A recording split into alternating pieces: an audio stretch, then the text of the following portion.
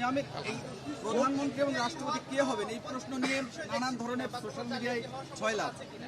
আসলে এই মানে কোনো প্ল্যান ইন্নাল্লাহা মা'আস সাবিরিন, ধৈর্য ধরেন 12 তারিখ পর্যন্ত।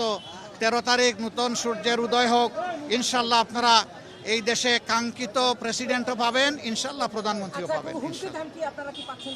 আমরা প্রচুর পাচ্ছি, কিন্তু এই জাতি কোনো হুমকির নামকে পরোয়া করে না। আমরা সব মোকাবেলা করেই সামনে এগিয়ে যাবো ইনশাআল্লাহ। জনগণ আমাদের সাথে আছে। আমাদের শক্তি আমাদের আল্লাহ তাআলার সাহায্য এবং জনগণের সহায়তা, আমাদের শক্তি এই জায়গায় ইনশাআল্লাহ। আমরা যেখানে যেখানে কেউ লঙ্ঘন করেছে আমরা সংশ্লিষ্ট কর্তৃপক্ষের দৃষ্টি আকর্ষণ করেছি, কিছু প্রতিকার পেয়েছি, কিছু পাইনি, সব নিয়েই আমরা এগিয়ে যাচ্ছি এবং আলহামদুলিল্লাহ শেষ পর্যন্ত 12 তারিখই এই জাতির ভাগ্য নির্ধারণ করে দেবে। আমরা খুবই আশাবাদী। আসসালামু আলাইকুম ওয়া রাহমাতুল্লাহ।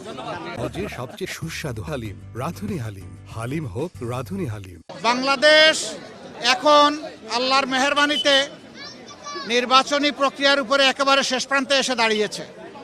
আমরা জানি আগামী 12 ফেব্রুয়ারি ইনশাআল্লাহ একই সাথে গণভোট এবং জাতীয় সংসদ নির্বাচন অনুষ্ঠিত হবে।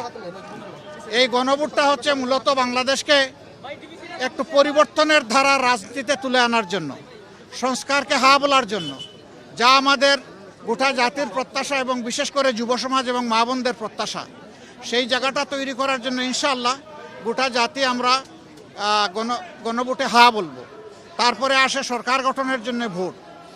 এই ভোটটা আমরা এবার জনগণের কাছে এই দাবি নিয়ে এসেছি যে আমাদের প্রিয় দেশকে দুর্নীতি দুঃশাসন মুক্ত করার জন্য, বিভিন্ন ধরনের অনিয়ম এবং অর্থনৈতিক যে পঙ্গুত্ব সৃষ্টি হয়েছে সেইটা থেকে বের করে আনার জন্য আমরা ইনশাআল্লাহ এবার এমন একটা জায়গায় ভোট দিব, যে জায়গায় ভোট দিলে এদেশের 18 কোটি মানুষ দুটা জিনিস মিনিমাম পাবে। একটা হচ্ছে শান্তি আর একটা নিরাপত্তা। একটা সমাজের এগিয়ে যাওয়ার জন্য শান্তি এবং নিরাপত্তার কোনো বিকল্প নাই। আমাদের 3 নম্বর আহ্বান হচ্ছে গোটা জাতিকে আমরা আর বিভক্ত দেখতে চাই না, আমরা একটা ঐক্যবদ্ধ জাতি চাই।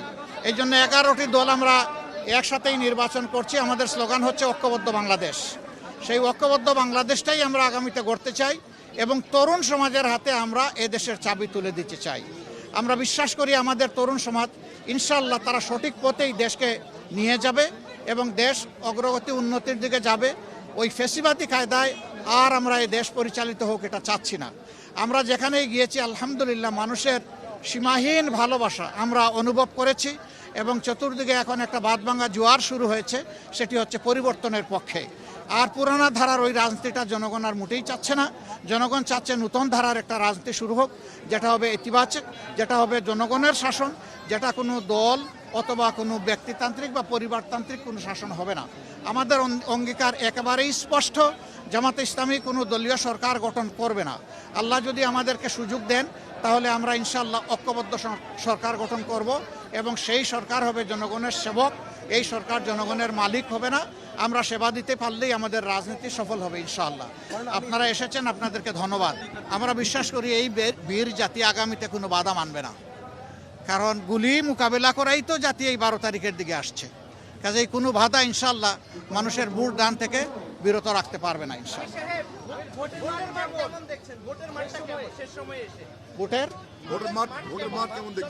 আলহামদুলিল্লাহ আমরা খুবই ভালো দেখছি। আমরা দয়ের ব্যাপারে দারুণ আশাবাদী এবং এই বিজয় আমাদের নয়, এই বিজয় হবে ইনশাআল্লাহ 18 কোটি মানুষের বিজয়।